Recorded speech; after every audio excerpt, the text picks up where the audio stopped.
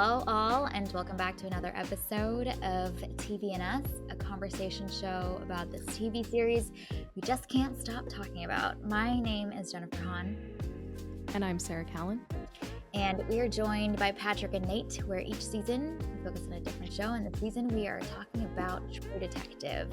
We invite you to watch along with us. Today we are on episode 7 titled After You're Gone, or After You've Gone. Excuse me. If you haven't watched it yet, this is your spoiler alert. Please check it out before continuing to listen. Sarah, do you want to kick us off with an IMDb summary for episode 7? Sure. Cole and Hart try to discover if a series of missing persons reports could be related to the Dora Lang murder and the Tuttle family. All right, straightforward, to the point. Let's start off with our episode titles of choice. Pat, do you want to share yours first today? Did you come to say goodbye? Good choice, good choice. Nate, what about yours? Ready to tie it off. Yes. Okay, Sarah, what was yours? You Have a Debt. Mine was The Sprawl. Okay. Let's start off with our thoughts about episode 7. Who wants to kick us off today? Well, I think we need to start this the same way we always start this. It's tradition at this point.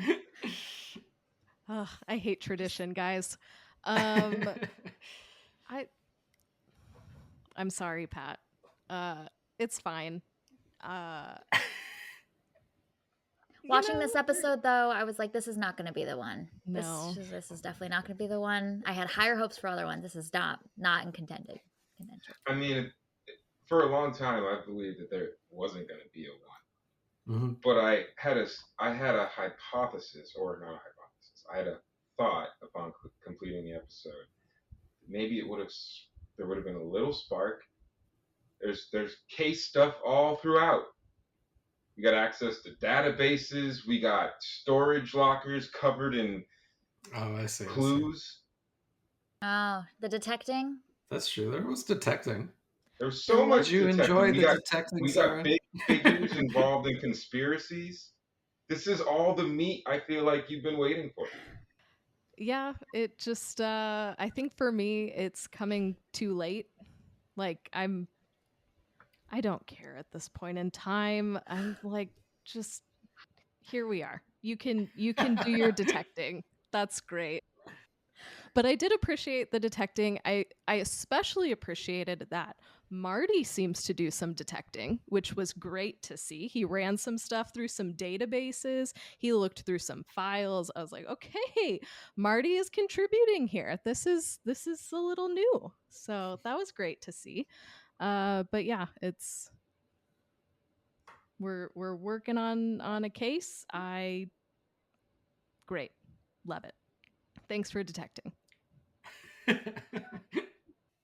If this happened earlier, if this episode happened like episode 3, would have hooked you? Like the detecting itself. Is it the kind that you want? I feel like you like more of the process. Let's really unpack this. And I feel like they are making progress, but it's not the like process movie. Yeah, I love the process. I love the puzzle and like figuring it out, and especially if it's a big web of a conspiracy like this is seeming to be. Hold on. I want to spend time like working through the conspiracy. I don't want to just like, oh, there's a conspiracy in this one episode and then, oh, it's solved by the next episode. You know, like that to me, I want time unraveling all of those threads with the characters rather than just conspiracy exists. Now we do a couple of things and now we're done. You know, I wish there was a little bit more time spent in that, but again, that is not the point of the show. So, and that's okay. Okay, so speaking of conspiracies, we all have been told that climate change is fake. So let's just say, however, a big earthquake was to happen in the northeast part of the country, and a trench opened up and Nate fell in it. And then let's say a tornado touched down in the Great Pacific Northwest. Boom, I'm gone. And let's just say Jen, for whatever reason, happened to lose her voice for 6 months. Would you watch the last episode or not, knowing that you had no recording ahead of you? Wow, what a lead up. Wow, Pat. Yeah. Why are you wishing such terrible things on your friends and yourself now? That was not a wish. That was not a wish. That was a hypothetical. I mean, I received his favor, y'all. Like 6 months later, I'm True. talking again. I'm alive. You two, y'all at the bottom of the middle of the earth. Yeah, Nate and I will be down there with dinosaurs and magnetic minerals and shit, just having a great time. Yeah, that's what it's like down there, right? To answer your question, I'm not sure, honestly. I don't have a burning desire to watch the last episode, but I have invested 7 hours of my life into this, and there's only 1 hour left. Yeah. I'm genuinely not sure what I would do, Pat. It could go either way. Huh. Okay, so given the way Wow. the episode ended, the reveal of the spaghetti monster wasn't enough of a lure to be like, all right, I want to see this through. I see. No. I have no words. Okay. I'm sorry. The I'm sorry that I have principles hurt of your heart economics are again. just failing right now. The sunk cost theory that she said last week, gone, out the door. You know, it's all theoretical. Economics. Yeah, because I mean, we're going to come back next week and record the final episode, so I'm watching it. Yeah. Jen, what do you think? I honestly think that this is my theory is it's foundation laying for what I hope to be an explosive 8th episode. This episode feels in nature to me and how I received it similar to episode 2, which is that in and of itself, it wasn't the most thrilling, and I am hoping that is all going to come to a head when we get to episode 8, and this needs to be the exposition for episode 8. So Sarah, I was thinking about your structural hypothesis that you laid out last time around the pairings of exposition and satisfaction of those. And I think that this one is so much exposition that I'm hoping that it's teeing up for something really exciting in episode 8. I think that like this show seems to I'm just curious what they will do in episode 8 because it's been so character driven for so long, and I think that this episode is the least character driven out of all 7 of them that we've watched so far. And I think that I'm just intrigued to see how that unfolds in the next one, because I think that this was all right. Like I wasn't as like on the edge of my seat, intrigued, captivated the way that I have been in some of the other episodes. So interesting. Yeah. What about you two? Nate, how do you feel about episode 7? Yeah. I don't know. I'm surprised you say it's like the least character driven. I think that there's a lot of like I think like everything for like the first 6 episodes like built this like pent up sort of like conflict between these 2 characters and everything, and then they have like this explosive falling out, and then like this is the episode after 10 years that they get back together, and those have been very transformative 10 years for each of them. Like their lives are wildly different than when they like separated. I thought it was great. I love that. So I think it's kind of cool to just see them, you know, kind of just hang out for the first time in the whole fucking series. Like they're just kind of like, you know, just like shooting the shit for the first time, and actually like talking to each other. Seems like there's sort of like this tension that's been lifted from their relationship just by like no more office and family drama and all that stuff, and both being sort of like focused on the task at hand and everything. And I think they've both kind of like settled into their lives, and it's interesting to see them play off of each other without those sort of externalities pressing on them, because I do think they still sort of have that like wildly different perspective on the world and everything. Yeah, I like how Marty just seems immune to like Rust's musings and like assholishness at this point, where it's just like like he even goes back to some stuff that he would do in earlier episodes where he's just like, I don't like this place, nothing grows in the right direction, and Marty just ignores him. Yeah, I thought it was great. It was kind of like a retreading of a lot of like previous things, just without the tension and more just like zen about it. And that's where I'm like, I want to see them pressed. You know, like I think that their character moments are most interesting when they are under pressure or they are at their edges of themselves and they're so calm and so chill with each other that I'm like, hello, like I want more, and I'm intrigued to see if some of those come to a head in the final episode, or maybe the show takes a stance of they are now a team working together and it's focused on them getting the case done. And so where they chose to take that, I think will be fascinating. I would love to see some of that tension again. And then maybe a resolution and maybe not, but I think the tension is like the most interesting part of the dynamic and the most like character revealing for both of them. So yeah. Pat, what were your thoughts?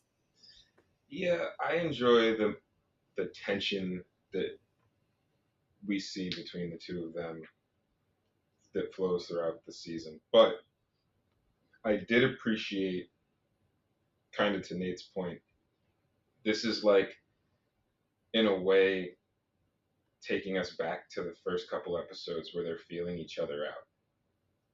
And to me, that's a very fun ride. You know, like Marty's like, I haven't drank in 3 weeks, and Rust is just throwing alcohol at him. Like they go to the storage unit, the first thing he does is open a red cooler and hand him a beer. At one point, there's a flask. We'll get to that. But, you know, and they're like, and Marty acknowledges it, right? Like, I don't think you've ever asked me a personal question. And they both kind of lie about where their lives are at, right? Like, Marty kind of gives this very vague, I guess, summary of what he's up to, and it looks very sad. Like, Marty's a shit human. We know this. But you still kind of feel for him. The man's sitting in the dark with a bottle of whiskey on Match.com. And then Rust, which I thought this was hilarious, it's just like, yeah, more of the same. I don't think there's anything about him that is similar or the same as anyone else on the planet. But I did appreciate that he comes out of his little shack with like a Santa Claus sized bag of empty beer bottles that are not from the bar. They are clearly from his house. So we know what he's doing. So he did, in fact, not lie to the two detectives fully, but I had a good time. I do think that there's the most tension between them in that opening conversation, and I do think it is the like the strongest of the episode. It's just so enjoyable. I love the joy that just like lights up on Nate's face and he gets a little moment like that. I love that conversation. It's one of my favorites in the series. I mentioned off air last time that I rolled right into it from episode 6, and I just rewatched it like a couple days later. Obviously, it's just so good. Yeah, you got a little ahead of yourself in the last discussion because you mentioned their conversation at the bar. And for all we know, Marty was just going to kill Russ. That was the standing hypothesis across the group. Yeah, I know. Yeah. That scene's fun too because they are feeling each other out while simultaneously we are feeling them out as well because it's been so long. So we are part of that little dance that they're doing in that scene, which is really fun. I like also the scene where they're at the bar that Rust works at, and the owner's just sitting there quietly staring at Marty, like unapologetically, just right next to him in his face, just staring at him. I love the thing that he says to Maggie too when she comes to visit. He's like, "Get on out of here, you're classing the place up." Yeah, it's such a good line. So good. It's so good. Yeah. I was going to say, interesting that the man who lacked the constitution for suicide saying the things that he's saying. It's definitely been some change in these years that have clearly beat the shit out of him. Yeah, 10 years of liquid courage will change your constitution, I guess. Right. Yeah, I think there was a comment, Nate, that you said earlier in one of our previous episodes around like you can see the extreme perspectives that Rust has and he's clearly continued down that path where it really is like all or nothing for him, and he's wrapped up his whole identity in this case. And there's a couple lines that he says that really reveal that. I am intrigued though to see their dynamic. I just feel like this feeling of like a lightweight camaraderie that they have surely can't last this long if it's being shown in episode 7. You know what I mean? Like this feels too soon to give us that. And so I think it's going to take a turn, and then maybe it'll go back, but the fact that this is included in episode 7 feels like it's foundation laying for what's going to come next. You know, there's no way this is going to last that long. And I know you two are dancing on eggshells, so yeah, I can't. We're able to plead the fifth if needed. Exercise my Fifth Amendment privilege. I'm just thinking about the fun of the two of them sitting in Marty's PI office with all of its negative space. Yeah, with their feet up, just having some drinks, just living it up. It's too calm. It's too calm. I'm uncomfy. It's too calm. Something needs to happen so all can be right in the world again. I don't know. I love it. It's like cathartic, you know. They're finally having as much fun as I've been having with them. Sarah, do you have thoughts on their dynamic? I think I probably lean a little bit more towards your perspective, Jen. Like, this can only last for so long. Like, these two had a very contentious partnership for the first 6 episodes of this show. There's got to be some tension in there somewhere that's going to come to the surface. But maybe not. I don't know. We will find out next week. We shall indeed. Do we want to talk about some of the specifics? I think big moment at the end there. Big progress forward for them in the case. Well, not for them, I guess, but for us going through this, doing the detecting. We finally see the Spaghetti Man. Mm-hmm. Before we get to the Spaghetti Man. Oh, yeah. Let's talk about Marty going to visit Maggie. Mm-hmm. And like, Sarah, how did you feel about Maggie 2.0? You know, she's remarried. Girls are good. Marty's clearly not in anyone's lives because he's asking so many questions about the girls. He almost comes in, I don't know if pensive's the right word, but like almost, it's like he kind of, in that whole interaction, he's like got his tail between his legs type of thing. It was interesting. No, I love that Maggie is doing well and that the girls are doing well. Like, that was my like hope. I was like, I just want them to be okay. She just cares about this family, okay? I do. I really do. Because, I mean, Marty is just a trash human being. And so I wanted the girls to be safe. I wanted Maggie to be happy. It is nice to see, though, that Marty has achieved a level of self-awareness and has put in some reflective time to understand the damage that he caused and is presumably trying to be a better person. So that was nice to see that little bit of humility from him, because I feel like for most of this show, he's just kind of an arrogant asshole. So it was nice to see that he is willing to maybe put himself down a peg or two.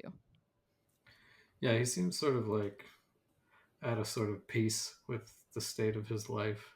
He's not like, certainly not happy, but there's like a sense of like acceptance there. I mean, the man's eating TV dinners on a TV tray, watching old westerns by himself. I could see how living the dream, be fulfilled. Yeah. How about when he does go with Russ to the storage unit and the evidence that Rust has is like so horrific, like beyond, it seems like what Marty would have expected based on how he responds. I mean, if someone came up to me and was like, hey, I'm going to show you like a videotape, put on some gloves, I'd be like, I don't understand. What? That scene is genius, the way it's shot, and just all those little details. the whole lead up has built so much suspense. And woven into the Maggie conversation. I took some convincing. I also just really appreciate that Rust is good at breaking and entering, and he was able to do that. I was like, this tracks. Of course he would acquire some new skills so that he's able to break into these homes. That tracks for me. Rust is OP. I don't know. He's just good at everything. I know. He's just like got just so many legs up on the Avengers, on James Bond, John Wick. Like, the man is invincible. Yeah, he can do everything. The man is the king of interpersonal relationships. Yeah. That's true. His one weakness, he's not great at parties. Okay, so we find out about the Spaghetti Man as well. Thoughts on that reveal and the way that is unfolded? Well, obviously we want to hear your and Sarah's thoughts first. Mm-hmm. Okay, Sarah, what are your thoughts? Like, oh, okay, cool. Like, it's that guy. We've seen him before. So what I had to do after the episode was over is I went and I found the previous episode, because I was like, I didn't register that he was the dude with the scars. How did I miss that? And in the previous episode, he had some facial hair, and that was covering the scars. So they're not noticeable. So I did appreciate that. I was like, oh, wait, I've seen that guy before, but couldn't recognize it just because of his facial hair, which when they were discovering about the Spaghetti Man and the fact that his scars were on the lower half of his face, I kept wondering, like, if you're a male and you have these very identifiable scars and you're going to commit a horrific crime, or I guess any crime, and you don't want to get caught, like, why not grow out some facial hair? So it was nice that that thought that I had was actually what he did previously. But glad to know you think like a murderer. This is really good to know about I'm you. just trying to think these things through. Like, let's cover all of our bases, because if I can think like the criminal, I can catch him. Like, that's just what it is. It's part of the detective's job. She's detecting, y'all. She's detecting. Well, I'll leave slides out of my response, but I don't know that he, little girl slides, that yes. God scenario that we keep finding our way back to, not pointing fingers at why. Yeah, we don't, but yeah. We don't listen to that. Wow. Forcing us back there. I don't know that he necessarily did that because he didn't want to get caught. Because I feel like there's this element of he's protected. Like, he is woven into this power structure that is these families that run everything. So he might just be like, laissez-faire, WTF, I don't care. But we don't know. It is a plausible theory, Sarah. So there's that. I will say one thing, and then Jen, I want to hear what you thought of it. The reason why I had brought up before we started the recording about watching the recap is because after the episode, I went back and watched the recap because I was going to be very, very, very mad if they showed the scene that he's introduced in earlier in the series. That would have been a disservice to the fans. Yeah, I agree. But they did not, fortunately. Yeah, it's such a strategic choice for what they include in those, because it really tips you off for like where the whole episode's going or the things that they're going to be looking into. Yeah, I was on the lookout for it in like the episode recap because I knew that they show him in this one. So Jennifer, I think timing wise, it makes sense that they would drop that like right before the finale, and then you're running in on this momentum into the finale, and you'll see how it all plays out together. I just thought the cinematography was beautiful in that little scene because we too see the light from the sun really illuminate all of that and those details as he turns his face, because part of me is like, how did these two detectives, I know they're like 10 feet away from each other, but like not look a little harder? And I was like, Rust would have surely noticed that detail. But when that when he turns and you see the reveal with the sunlight, it's like, oh, okay, because he's backlit, and so therefore a lot of that shadow and detail in his face, perhaps they didn't notice as much. So I just thought the cinematography of the way that this few shots happen was really smart of them to do. And the show is just, I mean, they do all the mic drops at the end of the episode, so it was in line with like a, no, I want to click the next episode. I did, unrelated, because someone won't not mention it, find myself more vigilantly paying attention to any scenes inside of cars. Yes. And I didn't find anything egregious. No, this episode was all good. Yeah. You gotta go back and rewatch the beginning of episode 4. Yeah. I won't. Or no, episode 5. Yeah, that one was. Still won't do that either. Yeah. At least not for that reason. We still don't know what happened to Ginger. Oh, Ginger's doing all right. I did have a thought during this that I wonder how much more you two will be able to just fully share all of your thoughts once we get to the next episode, because again, everything feels like we're laying foundation. So when it's all coming to the surface, then y'all can just have full reign. So I'm excited for the next conversation. Yeah. I can feel, as we progress through the show, I can feel holding back a little bit more because you're like, oh, we can't say too much. It's tricky. Yeah. Mm-hmm. Yeah. I think at the beginning it was a little bit easier, but as we're getting closer. I think for me, it's been helpful to watch the episode very close to our recording, because then that episode's details are very clear in my mind and not, there's less time for it to become a blur in the greater season. Mm-hmm. Mm-hmm. Yeah, I agree.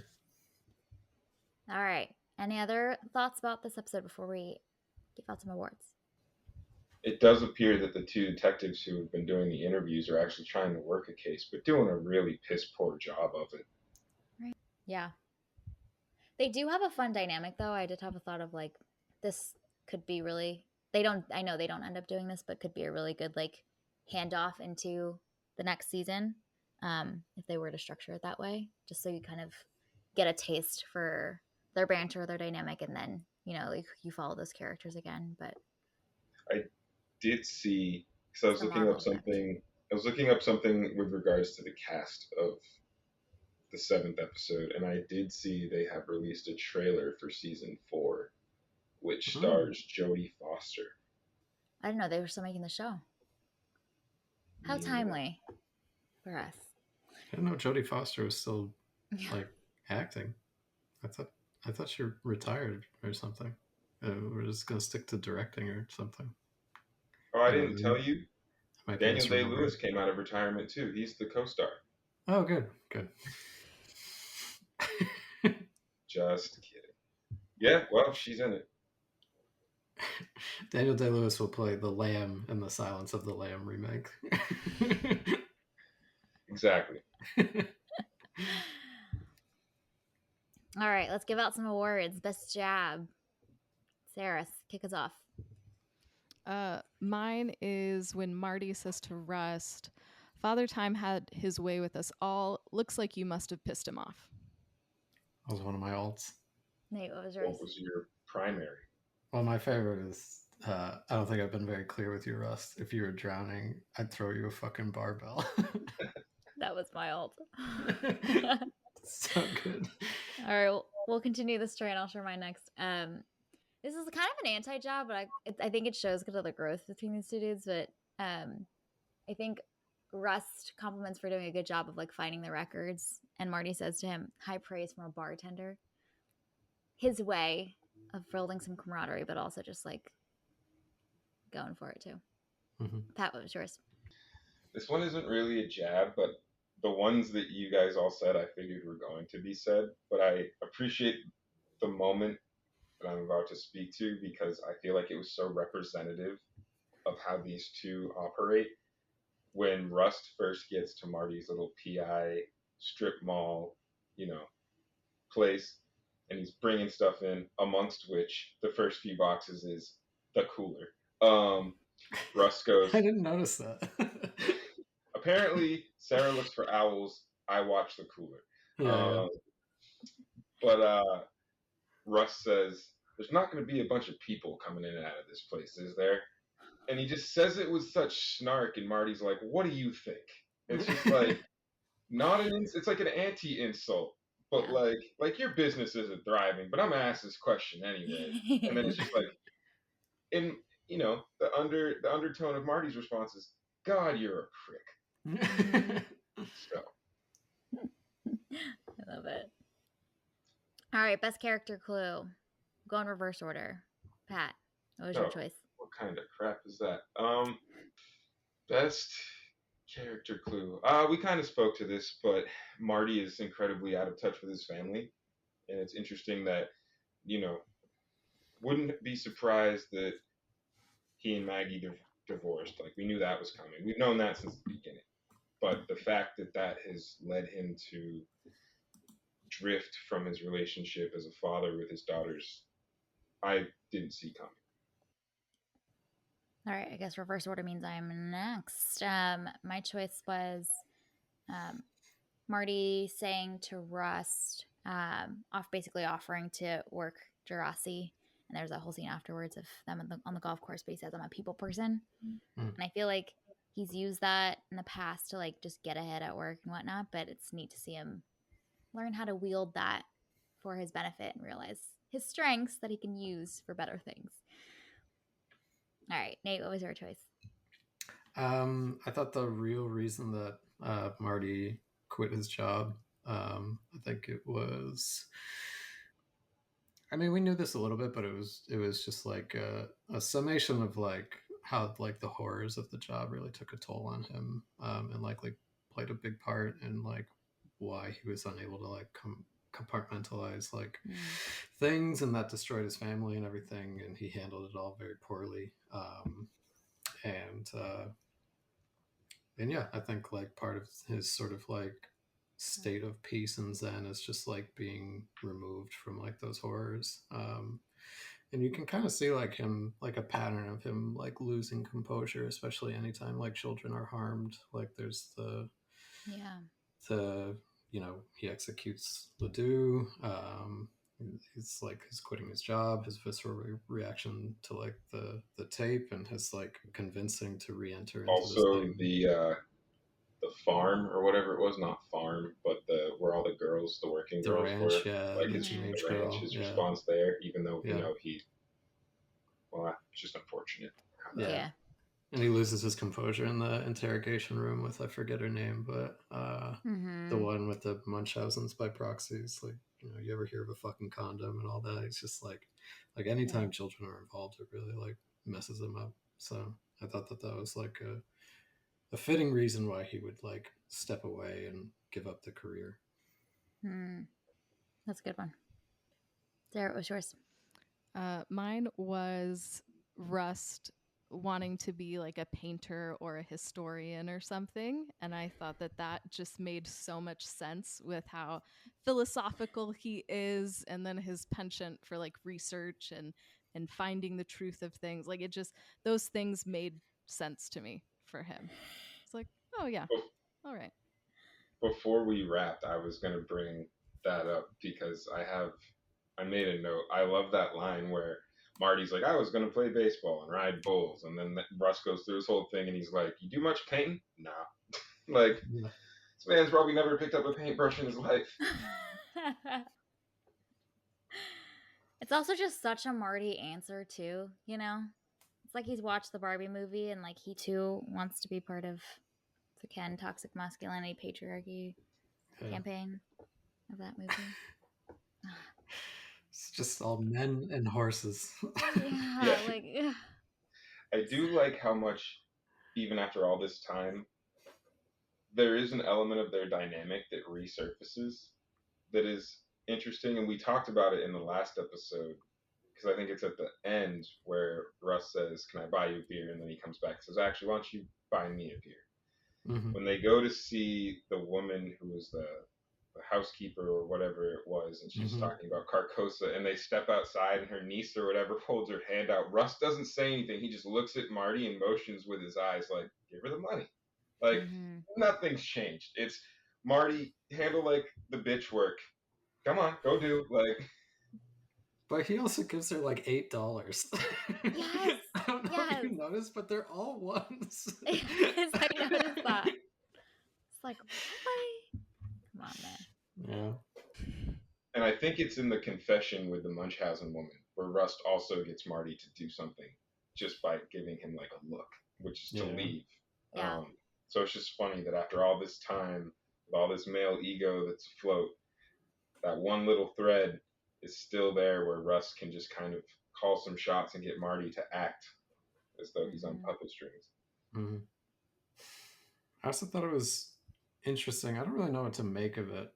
I didn't bring it up until now because I wasn't sure if it was going to be a character revealing clue. But how Rust like clearly holds like a grudge against Maggie. Like there's no, I don't know. There's just I feel like time hasn't really healed that Yes. wound. He's just very much I love like, you know, she's like, good to see you, and he's like, first word is bullshit. Mhm. Like no softening, no Yeah. no warmth there at all. Yeah. I thought that was interesting from him. That's a I don't good know. one. That's a really good character clue. Yeah. Well, I mean, I think, Sarah, it was you who Brilliant. said that with what ended up happening between them, Maggie and Rust, it was like a compromise of his integrity, which is like a big deal for him.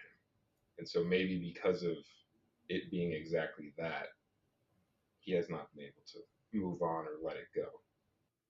That's fair. All right. Any other last thoughts before we wrap? I just want to say thank you to Sarah for being willing to stomach one more episode. Happy to do it.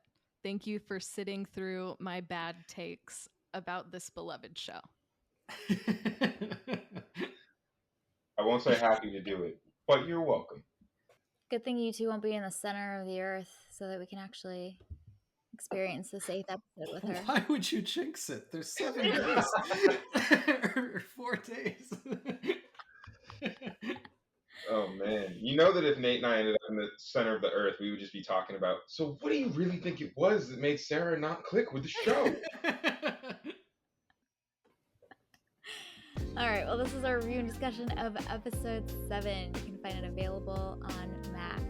Thank you for listening to this week's episode of TV and Us. Our name sums it up. We're big fans of TV and the powerful ways we can connect with each other and the world around us. This podcast is about all of us and our shared stories.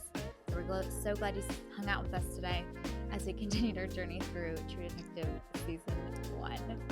You can subscribe to this podcast on Spotify, Apple Podcasts, Google Podcasts, or wherever you tune into your favorite shows.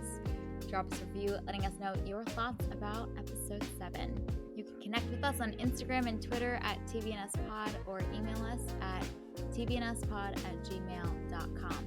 We will be back next week for our discussion about the finale. A full free reign to talk about everything and anything with you all as well. All right. Can't wait. I know, me too. We hope you have an amazing week,